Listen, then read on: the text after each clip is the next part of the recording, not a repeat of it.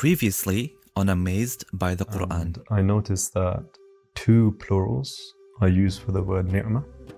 Yeah. Sometimes an'um is used. Yeah.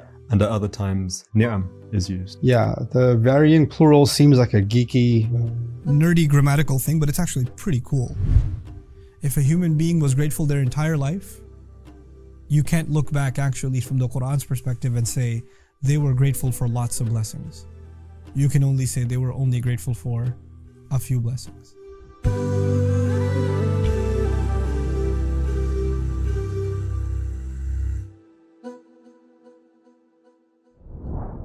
Supercharge your learning during this series by downloading our free guided workbook from bayina.com/amazed.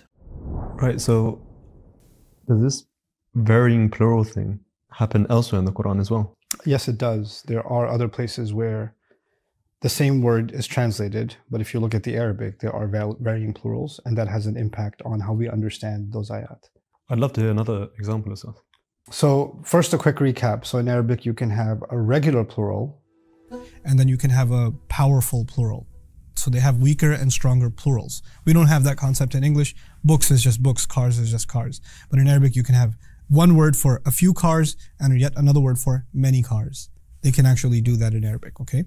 Now this plays out in the Quran very interestingly. The example I want to share with you today is about the assumption of some people from the Israelites who believe that even if they ended up in the fire, they will not end up there except for limited numbers of days. Ayyama ma'duda. Ayyama ma'duda means just a few days. But actually in one case, in Baqarah, Allah says Ayyama ma'duda, counted days or limited days. And in Ali Imran, the same language comes up, but it's slightly different. Ayyama ma'dudat. Ayyama ma'duda in Baqarah, Ayyama ma'dudat in Ali Imran. And they seem almost identical, but actually from a language perspective, they're different.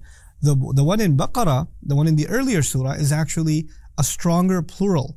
And the one in Ali Imran is actually, it's Jama' Mu'annath Salim, which basically suggests that it's a weaker plural. In other words, in one passage, the Israelites are saying, we're going to stay a few days, they may be a little more though. And in the other passage, they're saying, we're only going to stay very, very few days. So, in other words, one place they said, it's not that few. Maybe it'll be a long weekend or something. So they're worried about extra time, okay? And in the other, they're less worried. This is the power of Qur'an's contextualization. What Allah does is there are certain passages where certain things are highlighted more than others. So both Ali Imran and Baqarah, they both talk about the people of the book and they both highlight crimes that they've committed. But if you compare them, the people of the book mentioned in Baqarah commit far more crimes. And the list of crimes mentioned in Ali Imran is much, much shorter.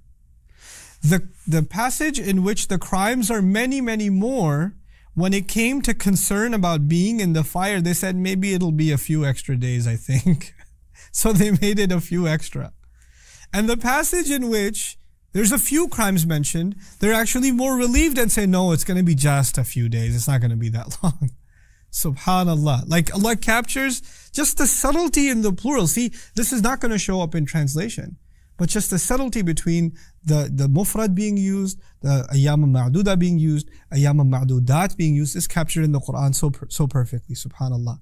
So this is, and inshallah in the next couple of episodes, I'll just highlight these kinds of subtleties of how Allah captures down to the word exactly what needs to be described and what sentiment people have. Because this is not just a matter of language now, it's actually also a matter of psychology. Somebody's willing to admit that they're wrong, but if you elaborate what their crimes are, then maybe they're willing to go a step further and say, okay, maybe it was a big deal. And if you don't elaborate it as much, they're like, oh, come on, it's not so bad. I'm all right, you know? Like this, it didn't have to be said separately. This psychological phenomenon didn't have to be described separately. It was just embedded in two words and how they're transitioned from each other. Subhanallah.